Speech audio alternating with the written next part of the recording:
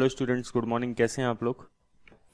Student, हम question discuss कर रहे थे यूएससीएमए पार्ट 1 के सेक्शन ए के। वही क्वेश्चंस को आगे बढ़ाते हैं। होप कि आप रिवीजन कर रहे होंगे रेगुलर रूप से। देखिए, एक क्वेश्चन है, which of the following transaction would affect retain earning but not additional paid in capital. मतलब क्वेश्चन क्या बोल रहा है कि इन चारों में से ऐसा ट्रांजेक्शन बताओ जो रिटेन अर्निंग को तो इफेक्ट कर रहा है बट एपीआईसी को इफेक्ट नहीं कर रहा। ठीक है ना? तो सिंपलिसिटी के लिए आप देखो जरा कि पहले अपन देख लेते हैं कि रिटेन अर्निंग को कौन कौन से ट्रांजेक्शन इफेक्ट कर रहे हैं। ठीक है, अगर कोई ट्रांजेक्शन रिटेन अर्निंग को इफेक्ट नहीं कर रहा तो वो तो अपने लिए वैसे भी बेकार है, क्योंकि दोनों कंडीशन फुलफिल होनी चाहिए ना। तो declaration of small stock dividend mean simple बात, स्टॉक डिविडेंड। स्टॉक डिविडेंड क्या होता है? Bonus shares. ठीक है, और बोनस शेयर्स आपको पता है, कई बार बता चुके हैं कि एंट्री होती है reserve and surplus to share capital, shortcut entry, या फिर reserve and surplus account debit to bonus to shareholders, और फिर bonus to shareholders account debit to share capital. तो एंट्री कुल मिला के क्या हो गई? Reserve and surplus to share capital. Bonus से बोनस कट कैंसिल हो गया। तो रिटेन अर्निंग इफेक्ट कर रहा है क्या? यस, रिटेन अर्निंग इफेक्ट कर रहा है। एपीआईसी अभी अपन देखते हैं बाद में। Decrease in the value of available for cell investment. Decrease in the value of available for cell investment. अब आपको ये याद होना चाहिए कि अब अवेलेबल फॉर सेल इन्वेस्टमेंट जो होता है उसको अपन, उसका जो गेन या लॉस होता है वो किधर डालते हैं? आपको ध्यान होगा, उसका गेन और लॉस ओसीआई में डालते हैं, अदर कॉम्प्रहेंसिव इनकम। ठीक है ना? अदर कॉम्प्रहेंसिव इनकम में वहां पे चला जाता है ओसीआई के अंदर। तो ये रिटेन अर्निंग तो नहीं होता वहां पे भी। ठीक है, तो ये रिटेन अर्निंग्स को इफेक्ट नहीं कर रहा। मतलब impairment of long term assets. Impairment of long term assets, बिल्कुल सही बात है, रिटेन अर्निंग तो इफेक्ट होगा ही भाई। प्रॉफिट इफेक्ट होगा करंट ईयर का, तो प्रॉफिट अल्टीमेटली रिटेन अर्निंग में ही जाता है। तो जब भी कोई इम्पेयरमेंट होगा असेट्स का तो simple entry P&L account debit to assets. Clear? Purchase of treasury stock using the cost method. Treasury stock आपको पता है कि कंपनी जब खुद के शेयर्स परचेज कर लेती है तो उसे कहते हैं ट्रेजरी स्टॉक्स। अब इसमें आपको ये समझने की जरूरत है कि इसकी अकाउंटिंग जो होती है वो दो तरीके से हो सकती है। ठीक है ना? अब इसमें एक शब्द यूज किया है, वर्ड यूज किया है, कॉस्ट मेथड। तो हमेशा याद रखो कि ट्रेजरी स्टॉक की एंट्रीज दो तरीके से हो सकती है। वैसे तो सिंपल बात है, बहुत बेसिक बात है। एक तो कॉस्ट मेथड होता है और एक पार वैल्यू मेथड होता है। ये सब अपन एक तरीके से रिवीजन कर रहे हैं। तो कॉस्ट मेथड में क्या करते हैं? ट्रेजरी स्टॉक अकाउंट डेबिट, जितने का आपने ट्रेजरी स्टॉक परचेज किया, टू कैश या बैंक। ठीक है? और पार वैल्यू मेथड में क्या करते हैं? ट्रेजरी स्टॉक अकाउंट डेबिट तो होगा लेकिन ये फेस वैल्यू से डेबिट होगा। और यहां पे ये ट्रेजरी स्टॉक कितने से डेबिट होगा? जितने की कॉस्ट होगी उतने से, मतलब जितने की कंपनी की परचेज प्राइस है, कंपनी जितने में खरीद रही है शेयर्स। बट यहां से कितने में डेबिट होगा? फेस वैल्यू से। और जो डिफरेंस होगा, एक्स्ट्रा जो अमाउंट कंपनी पे करेगी फेस वैल्यू से ऊपर, उसे हम डालेंगे एडिशनल पेड अप कैपिटल के अंदर। ठीक है, यही होता है। मतलब जैसे अगर मान लो कोई कंपनी है, उसका 10 की फेस वैल्यू का शेयर है और कंपनी ने उसको 13 में मार्केट से परचेज किया। ठीक है ना? मार्केट से परचेज करोगे तो एग्जिस्टिंग शेयर होल्डर से परचेज करना पड़ेगा, तो वो फेस वैल्यू पे तो मिलेगा नहीं, वो तो मार्केट प्राइस पे मिलेगा।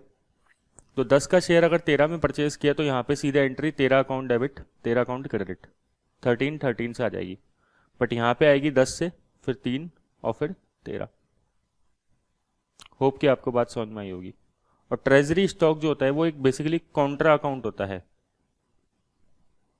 कॉन्ट्रा अकाउंट का मतलब कि रिटेन अर्निंग्स और शेयर कैपिटल जो होता है उसमें से ट्रेजरी स्टॉक जितने भी कंपनी परचेज करती है उसमें लेस कर देते हैं। जैसे जब कंपनी के जितने भी एग्जिस्टिंग शेयर है, कंपनी के मान लो 1 लाख के शेयर है टोटल। ठीक है, तो 1 लाख के शेयर में से कंपनी ने 10,000 के शेयर परचेज कर लिए, तो हम ट्रेजरी स्टॉक जो है वो इसमें से कम कर देंगे। शेयर कैपिटल और रिटेन अर्निंग का जितना भी बैलेंस होगा उसमें से इसको कम करके दिखाते हैं, इसलिए इसको बोलते हैं कॉन्ट्रा अकाउंट। ठीक है, ये और हमेशा इशूड शेयर्स होते हैं ट्रेजरी स्टॉक, हमेशा ध्यान रखो ये इशूड होते हैं, इशूड के अंदर आएंगे, बट ये नॉट आउटस्टैंडिंग है,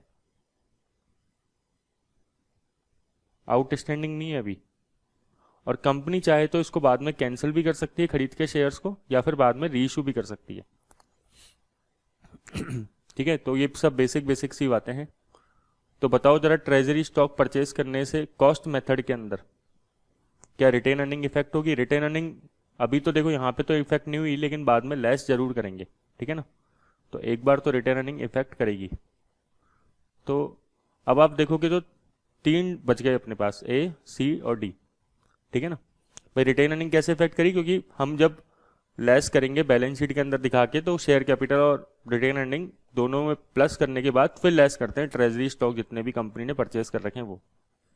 अब अपन आते हैं कि एपीआईसी इफेक्ट नहीं करना चाहिए। देखो जरा, declaration of small stock dividend, मतलब कंपनी ने बोनस शेयर डिस्ट्रीब्यूट करे। ठीक है, तो बोनस शेयर जब कंपनी ने डिस्ट्रीब्यूट करे तो रिटेन अर्निंग तो इफेक्ट करी, और साथ में क्या है, एपीआईसी भी इफेक्ट करता है। क्योंकि कंपनी कई बार बोनस शेयर जो है भाई, जितने का शेयर है तो कंपनी को उतने से ही ये एंट्री पास करेगी ना, reserve and surplus to share capital. हो सकता है यहाँ पे एपीआईसी भी लिखना पड़ जाए कंपनी को, प्रीमियम पे है या फिर कैसे है। ठीक है, तो अपन को ऐसा ट्रांजेक्शन ढूंढना है जहाँ पे एपीआईसी इफेक्ट नहीं करे। तो यहाँ पे तो एपीआईसी इफेक्ट कर रहा है, तो ये तो बेकार हो गया पॉइंट अपने लिए। Decrease in the value of available for cell investment, यहाँ पे तो ओसीआई इफेक्ट कर रहा था, तो अपन ने ये पॉइंट हटा ही दिया था, वैसे भी रिटर्न अर्निंग तो इफेक्ट हो ही नहीं था। Impairment of long term assets, क्या इधर कोई कैपिटल इफेक्ट करेगी? एडिशनल पेड इन कैपिटल नहीं, इधर बिल्कुल इफेक्ट नहीं करेगी। और अगर किसी ने पूरा ये टॉपिक पढ़ा भी नहीं है तो आप सिंपल ये अंदाजा लगा सकते हो कि भाई पेड इन कैपिटल का क्या मतलब है अगर असेट्स रिड्यूस हो रही है। तो अगर किसी ने ये सब चीज़ें पढ़ भी नहीं रखी तो वो सिंपल से सोच सकता है कि एडिशनल पेड इन कैपिटल मतलब एक शेयर कैपिटल का पार्ट है। तो यहाँ पे तो कोई मतलब ही नहीं है उसका। अगर मान लो कोई प्लांट एंड मशीनरी रिड्यूस कर रहे हैं तो उससे शेयर कैपिटल पे क्या इफेक्ट आएगा? तो आंसर शुड बी सी। और purchase of treasury stock using the cost method, इधर एपीआईसी इफेक्ट नहीं कर रहा। देखो आप, हाँ एपीआईसी कब इफेक्ट करता? जब हम पार वैल्यू मेथड यूज करते हैं तब इफेक्ट करता। क्लियर क्या? तो आंसर शुड बी सी। तो सोचने वाला क्वेश्चन है। और देखो एक ही क्वेश्चन में उसने 4 क्वेश्चन पूछे हैं, एक तरीके से सिंगल क्वेश्चन के अंदर उसने 4 क्वेश्चन पूछ लिए। तो अपने कॉन्सेप्ट बहुत क्लियर होने चाहिए। During the month of October, a company purchased 1000 unit of inventory at the rate of 500 per unit and sold 900 of these units, which represent 10% of the company annual sales budget in units. बोल रहा है अक्टूबर महीने के अंदर, एक महीने की particular बात कर रहा है ये, उसमें कंपनी की जो सेल हुई है वो 900 यूनिट्स हुई है। सेलिंग प्राइस पर यूनिट नहीं दे रखी है अपन को, बट परचेज प्राइस दे रखी है कितनी? 1000 यूनिट्स की परचेज प्राइस है। बट 1000 यूनिट्स परचेज करी है at the rate of 500 per unit. ठीक है, अगर मैं सिंपल बात कहूँ आपसे कि परचेज 1000 यूनिट है, सेल्स 900 यूनिट्स है, तो मतलब स्टॉक बच गया। ओपनिंग स्टॉक की तो कोई इन्फॉर्मेशन है नहीं, तो मतलब क्लोजिंग स्टॉक बच गया कितना? 100 यूनिट्स का क्लोजिंग स्टॉक कंपनी के पास बच गया अक्टूबर मंथ के अंदर, 31 अक्टूबर को।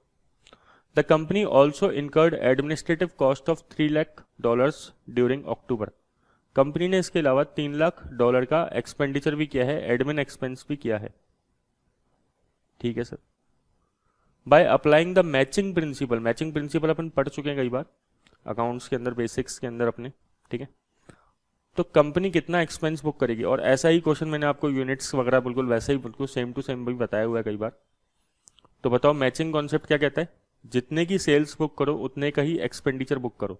ठीक है, तो अगर अपन जब ट्रेडिंग अकाउंट बनाएंगे तो बाय सेल्स कितने की दिखाएंगे? सेल्स तो 900 यूनिट्स के हिसाब से दिखाएंगे, और परचेजेस भी कितना यूनिट्स के हिसाब से दिखाएंगे?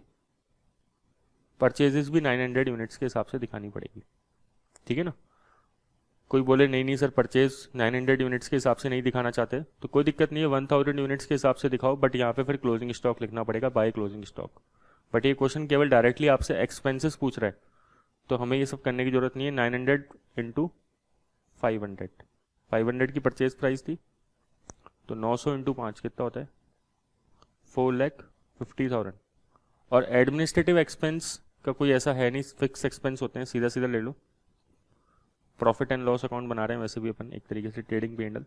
तो 7,50,000 का एक्सपेंडिचर आपको दिखाना चाहिए, ठीक है ना। बच्चे क्या करेंगे गलती से, 1,000 इंटू 500, 5 लाख, 5 लाख प्लस 3 लाख 8 लाख, तो वो इसको टिक लगा देते हैं कई बार, तो ये मिस्टेक अपन को नहीं करनी है। मैचिंग कॉन्सेप्ट क्या कहता है, जितनी रेवेन्यू दिखा रहे हो उसी हिसाब से आप एक्सपेंडिचर दिखाओ। क्लियर क्या। एक और क्वेश्चन देखते हैं। A consulting company von a $20.8 million 3-year contract. Company ने 3 साल का कॉन्ट्रैक्ट एक जीता है, उसकी वैल्यू कितनी है, $20.8 million. The contract requires software development, hosting and maintenance over the 3 year. Software develop करेंगे, होस्ट करेंगे, मेंटेनेंस करेंगे 3 सालों के अंदर, ओवर द 3 ईयर्स। अब आपको समझ में आ रहा होगा ये क्वेश्चन किसकी तरफ लेके जाएगा, हमें रेवेन्यू रिकॉग्निशन की तरफ लेके जाएगा। ये पढ़ते ही लाइन समझ में आ जानी चाहिए। अपन ने कई बार इसको करा भी है ना, कॉन्सेप्ट्स के अंदर जब क्वेश्चंस कर वो कॉन्सेप्ट पढ़े अपन ने। The total estimated cost of the project is 17 million. The total estimated cost of the project is 17 million with 10 million expected in year 1, 5 million in year 2 and 2 million in year 3।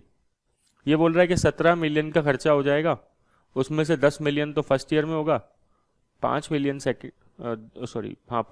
Second year में होगा और 2 million third year में होगा। तो 10, 5, 15 और 2, 17, ठीक है। ऐसे टोटल कॉस्ट बैठेगी अपनी, और टोटल रेवेन्यू कितने की है, 20.8 मिलियन की। अब आपको समझ में आ रहा होगा ये परसेंटेज ऑफ कंप्लीशन मेथड की तरफ अपन को लेके जा रहा है। प्रोपोर्शनेट कंप्लीशन मेथड है ना।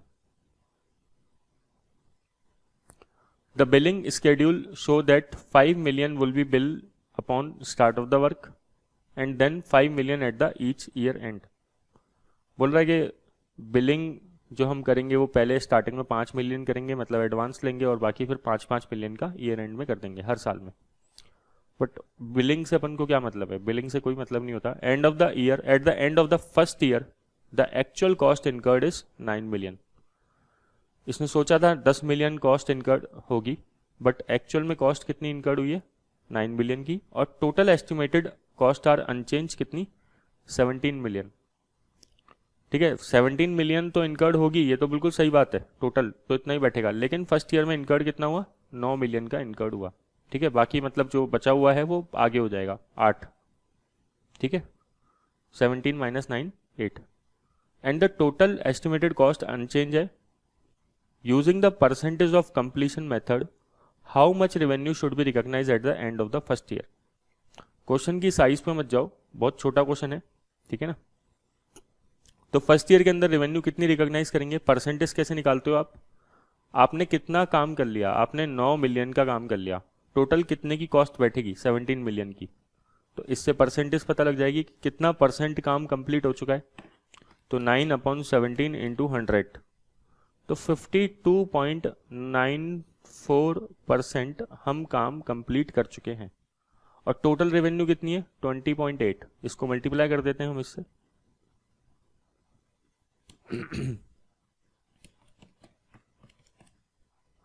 तो 11.01 मतलब 11 मिलियन का जो है वो रेवेन्यू हमें बुक कर लेना चाहिए।